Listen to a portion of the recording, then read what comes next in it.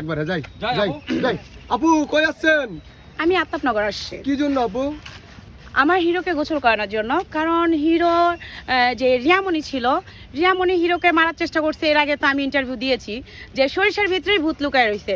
বাস্তবতা কিন্তু সেটাই হয়েছে, যেটা কেউ মুখ খোলা নাই। কিন্তু যখন হিরো মেডিকেলে ভর্তি ছিল, আমি মেডিকেলে দেখতে গিয়েছি, রিয়ামণি যখন আমাকে দেখতে দেয়নি, আমি তখনই বুঝেছি যে এই কাজটা রিয়ামণির ছিল।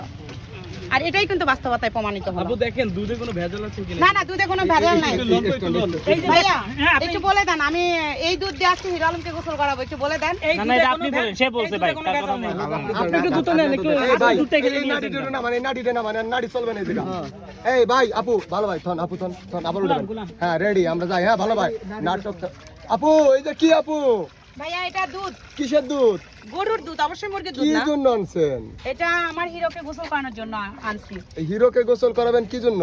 হিয়ামণি নামক এক রাক্ষসী ছিল, রাক্ষসী বিদায় হচ্ছে, এর জন্য তাকে গোসল করায় শুদ্ধ করাবো। তাই এখন কি আপনি কি আবার হিরো আলমের সাথে চলে আসবেন নাকি আবার? এটা কোনো কথা বললেন? রিয়ামণি যাবে দেখা